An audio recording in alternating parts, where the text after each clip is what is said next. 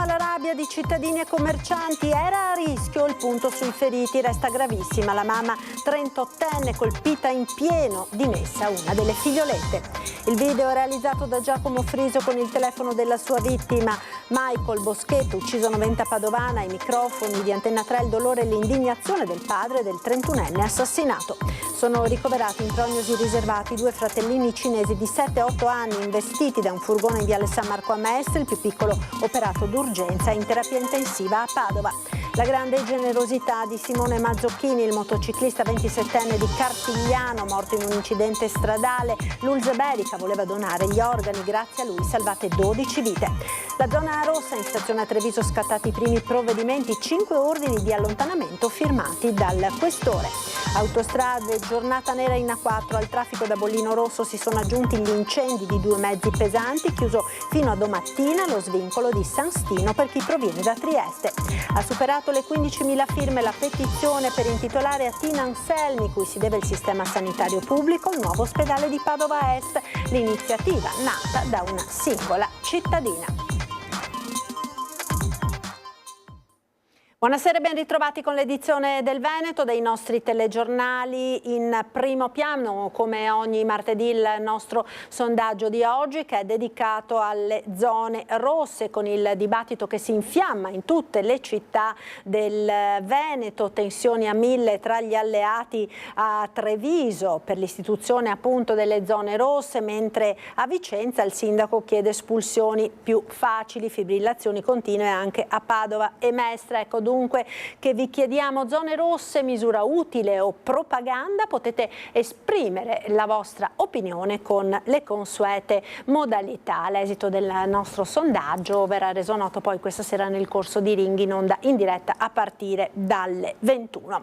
La cronaca ora, con ancora in primo piano il dramma dell'albero caduto ieri pomeriggio a Piazzale Roma. Rimangono critiche le condizioni della ferita più grave, una donna di 38 anni ricoverata in rianimazione a Mestre. Una voce io ho sentito forte, poi io esco fuori e ho visto tutta gente sotto gli alberi, poi ho visto tanto male gente, 6-7 donne, anche 3-4 bambini, era qualche donna molto male. Parte della grande mole del vecchio leccio crollato tra Piazzale Roma e Rionovo, travolgendo una quindicina di persone, ha colpito anche questo chiosco. Precipitandosi subito fuori, il gestore è stato tra coloro che hanno cercato di portare i primi soccorsi ai feriti. Tanti sangue, qualcosa, io ho iniziato, acqua, salviette, gente ha aiutato, che ho visto, dopo è arrivato la polizia, l'ambulanza dopo, però una cosa era... Io ho mai visto in mia vita. Dei 12 feriti ricoverati tra gli ospedali di Mestre, Venezia e Milano, 8 sono già stati dimessi. All'Angelo rimane gravissima in terapia intensiva e in prognosi riservata la 38enne colpita in pieno dalla pianta, che ha ferito anche le sue bambine di 2 e 6 anni, una delle quali è potuta tornare a casa in queste ore. Serie ma in miglioramento le condizioni di una 50enne, l'altra ferita che destava maggiori preoccupazioni. L'albero è ancora lì sotto sequestro giudiziario ed oggi è un continuo peregrinare di veneziani che si fermano increduli davanti a questo drammatico scenario. Che visione ha di quello che succede? La noncuranza del comune sulle Ma lei dice che si capiva che stava male l'albero? Com'è? Lei dice che si capiva che l'albero stava male? Io probabilmente no, ma un esperto sì. Una volta che c'era un chiosco qua, era appoggiato addirittura al chiosco. Assieme ad altri 2 soci, Lucio Rosteghini è il proprietario del chiosco sfiorato dall'albero, nonché una memoria storica della zona, da prima che un riordino delle bancarelle cambiasse volto a quest'area. Facendo i lavori per tirare sulle murette, per farci stare tutti dentro, hanno tagliato secondo me, hanno tagliato le radici. Perché questo non è il primo albero che cade? No, questo è il secondo. L'altro albero è caduto nel novembre del 2022, stavolta centrando in pieno il chiosco di Rosteghin. Qui dove è stato piantato un ancora fragile alberello, l'unica testimonianza di quell'evento è il lampione rimasto decapitato da allora. Siamo rimasti chiusi 6 mesi perché burocrazie, domande e tutto. Abbiamo speso 20.000 euro per ristrutturarlo nuovo.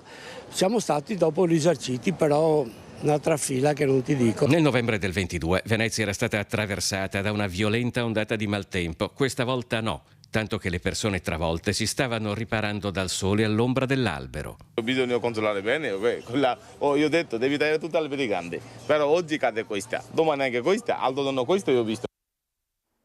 E a Venezia scoppia la polemica sulla manutenzione del verde pubblico.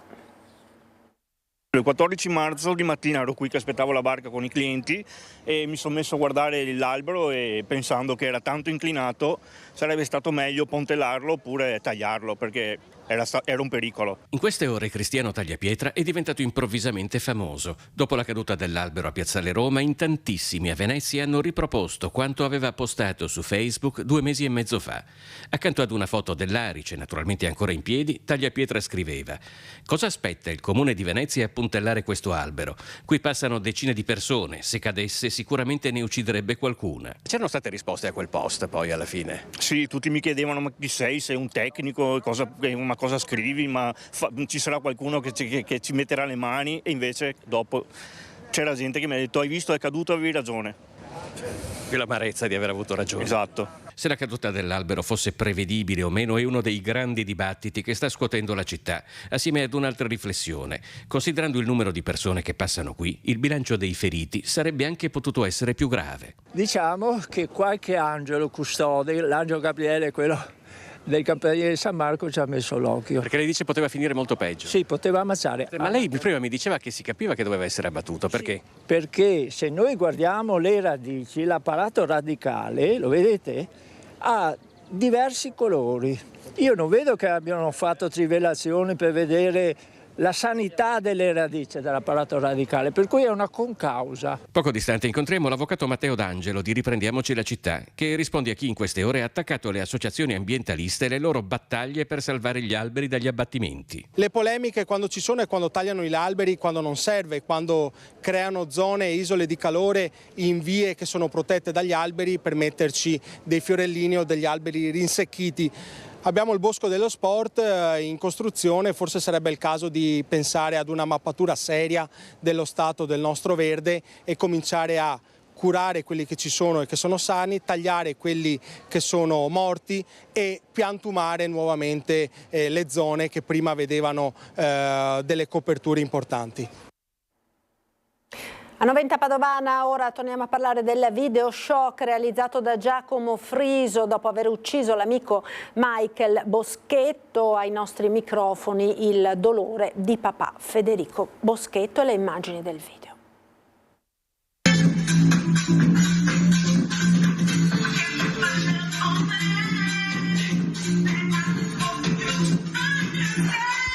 La musica a tutto volume balla come fosse in discoteca e poi mima il gesto della vittoria. Giacomo Friso si riprende mentre entra in casa sua dopo aver ucciso Michael Boschetto. Si vede un po' soffuso all'inizio, poi accende la luce, attacca la musica, balla, fa il segno di vittoria, di ok, cioè come per dire mi è andata bene, e poi segno di vittoria. Federico Boschetto, papà di Michael, ha guardato il video trovato nel cellulare di suo figlio più volte, incredulo, prima di consegnarlo agli inquirenti. L'orario e il giorno registrato nel video corrispondono al momento del delitto, il 27 aprile del 2024. È la nuova prova che verrà portata al processo contro Giacomo Friso. In quei 25 secondi il 34enne, accusato di omicidio, si riprende il volto e non si vedono segni di aggressione. Friso, invece, ai carabinieri ha sempre detto di essere stato ferito prima di accoltellare Boschetto. Sul video non ci sono segni di percosse, anche perché precedentemente lo avevo già detto che mi sembrava impossibile che i due avessero litigato. Uno, perché è una vita che non si vedevano. Due, prima che andasse a farsi le cure, per modo di dire, si trovavano al bar, ognuno si faceva i cavoli suoi.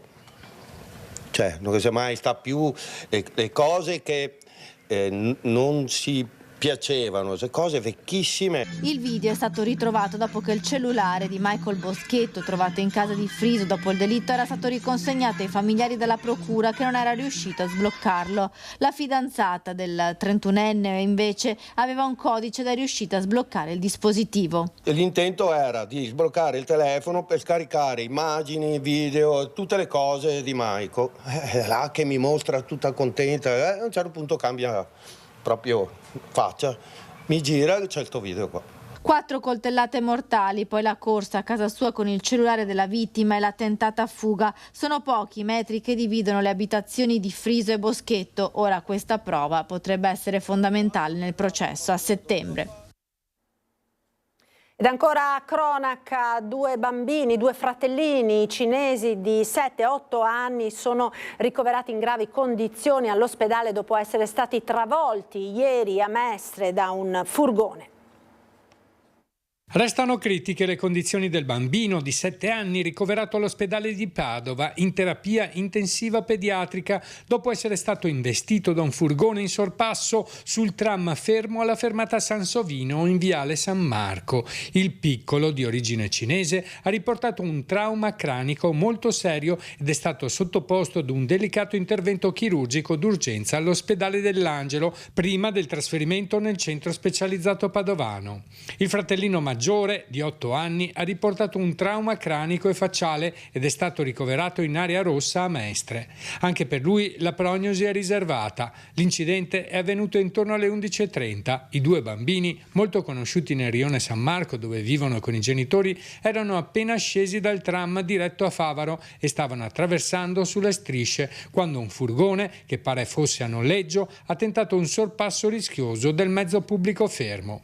L'autista, secondo le prime ricostruzioni della polizia locale, non avrebbe visto in tempo i bambini che attraversavano e non sarebbe riuscito a frenare investendoli entrambi. Immediato l'intervento dei passanti, dell'autista e degli automobilisti in zona che hanno chiamato i soccorsi. Il SUAM 118 è arrivato rapidamente sul posto insieme alle forze dell'ordine che hanno regolato il traffico e avviato i rilievi dell'incidente.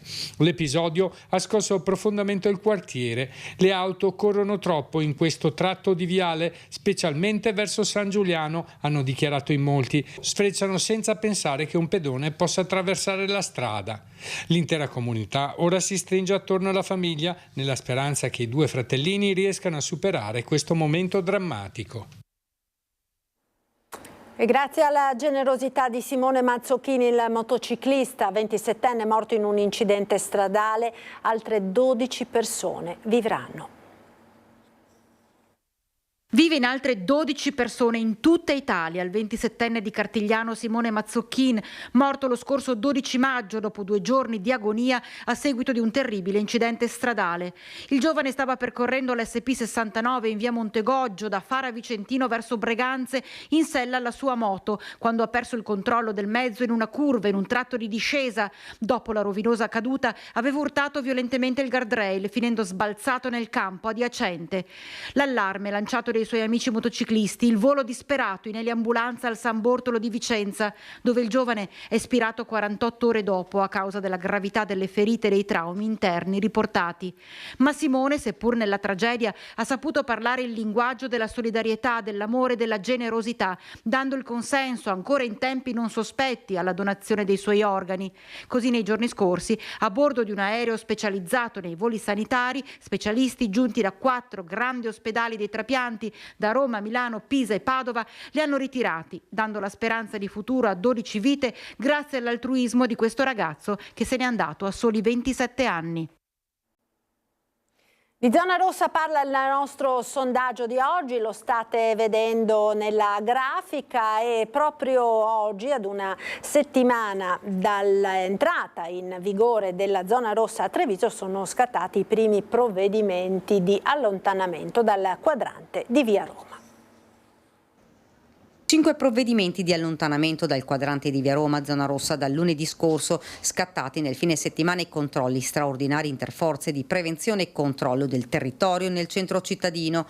500 persone identificate, tra cui 150 minori. Quella della zona rossa è uno strumento aggiuntivo che diamo in mano alle forze dell'ordine per allontanare dei soggetti specifici che hanno dei precedenti penali. Quindi ringrazio le forze dell'ordine. Ricordo che anche al di fuori della zona rossa continua il presidio da parte delle forze dell'ordine, che sta facendo un lavoro davvero importante, coadiuvati anche dalle polizie locali. Ad allertare le forze dell'ordine alcuni cittadini che hanno segnalato schiamazzi, musica alta e giovani che molestavano i passanti. Fermati 2 cittadini stranieri di 29 e 28 anni, per loro è scattato l'ordine di allontanamento. Non potranno più far rientro in quest'area per 40 giorni. Stessa sorte per un giovane 21enne italiano, tutti e 3 con precedenti di polizia. Ed ancora in Riviera Santa Margherita è stato controllato un altro ragazzo straniero di 19 anni con precedenti in materia di stupefacenti. Il giovane ha provato a deludere il controllo ma è stato immediatamente intercettato, identificato e sottoposto al provvedimento di allontanamento.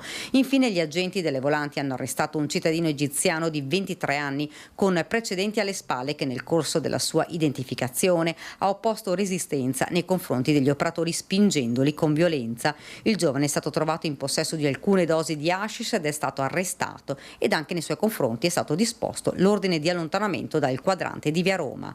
Infine sono stati sanzionati in via amministrativa perché sorpresi con alcuni grammi di hashish 2 cittadini stranieri. Non solo, ma sono stati rinvenuti dall'unità cinofila della polizia locale in una fioriera 5 grammi di hashish. Lo stupefacente è stato sequestrato, uno strumento, quello della zona rossa, che ha aumentato la percezione di sicurezza. Abbiamo ottenuto questo effetto di invertire la percezione di sicurezza, quindi un esperimento ben riuscito sotto tutti i punti di vista, sia della sicurezza reale, che però è garantita grazie alla presenza delle forze dell'ordine, sia quella percepita, perché insomma il segnale che mi arriva dai cittadini è quello di una sensazione di maggiore sicurezza. Quindi andiamo avanti così.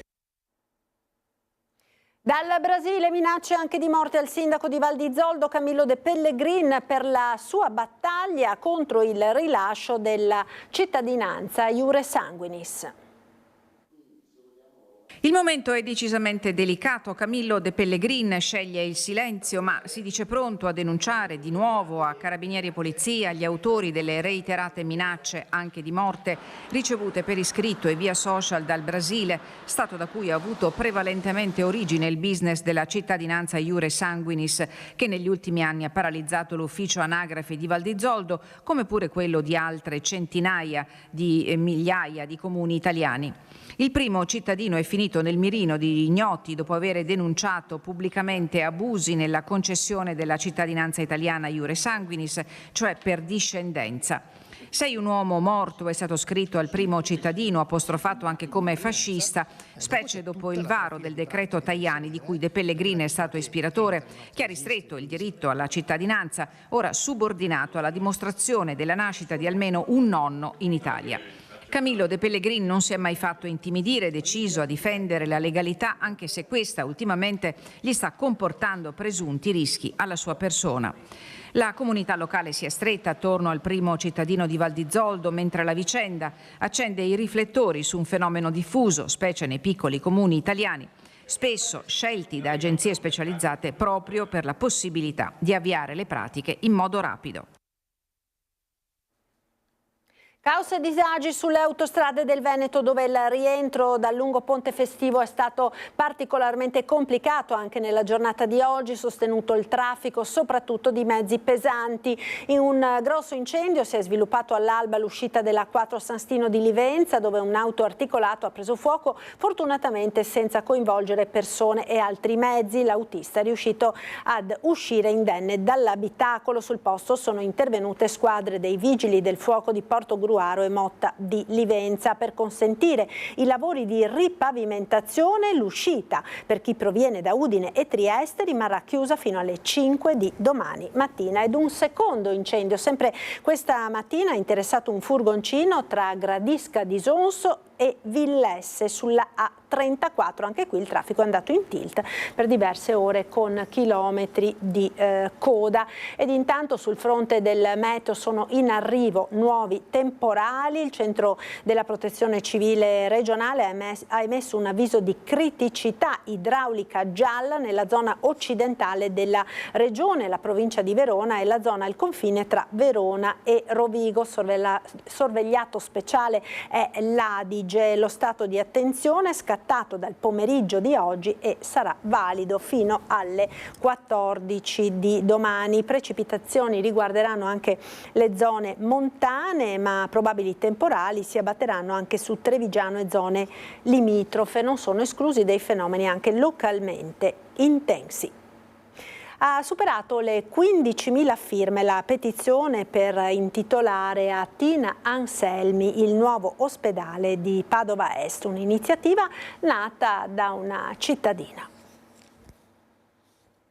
Verranno presentate a Palazzo Moroni le firme delle 2 petizioni che vorrebbero intitolato il nuovo polo ospedaliero di Padova Est a Tina Anselmi, la politica veneta che istituì il Servizio Sanitario Nazionale. È nato dall'idea, secondo me, e credo condivisa anche da Angela Montemurro, qui presente, che come me ha raccolto delle firme, dalla volontà che per le ragazze, soprattutto per i giovani, le ragazze e i ragazzi, vi siano dei nomi di riferimento importanti che hanno contribuito a rendere migliore questo Paese. E il nuovo ospedale, essendo Tina Anselmi considerata la madre della sanità pubblica, ci è sembrato il nome più giusto, più opportuno, più aderente a questo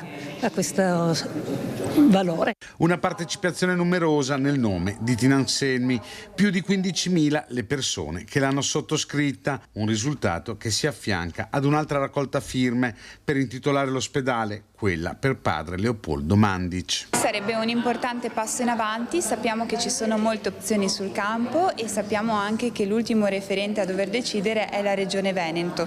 Tuttavia siamo ancora una volta orgogliosi come città di Padova che la cittadinanza per prima si sia mobilitata per richiedere l'intitolazione a una figura così importante quale quella di Tina Anselmi. Protagonista della vita repubblicana del paese, prima partigiana, poi prima ministra donna della Repubblica, Tina Anselmi ha svolto un lavoro fondamentale per la sanità come la conosciamo oggi. Ha fatto e ha firmato lei la riforma della salute nel 1978, che ha preso avvio dal 1 gennaio 1980, e dopo questi 45 anni noi abbiamo visto che la sanità non è proprio, diciamo, a servizio di tutti i cittadini, lo proviamo su di noi tutti i giorni, le difficoltà per accedere alla sanità. Sarà un polo ospedaliero italiano, padovano, perché è sul territorio di Padova, regionale ma anche italiano, e ci sembra giusto che proprio sia lei il nome da dare a questo ospedale, proprio ha dedicato la sua vita all'intera collettività e anche a dare attuazione alla Costituzione. È tutto dunque per questa edizione del Veneto, grazie per essere stati con noi. Subito dopo la sigla l'appuntamento è con il nostro meteo e le previsioni del tempo per le prossime ore. Arrivederci.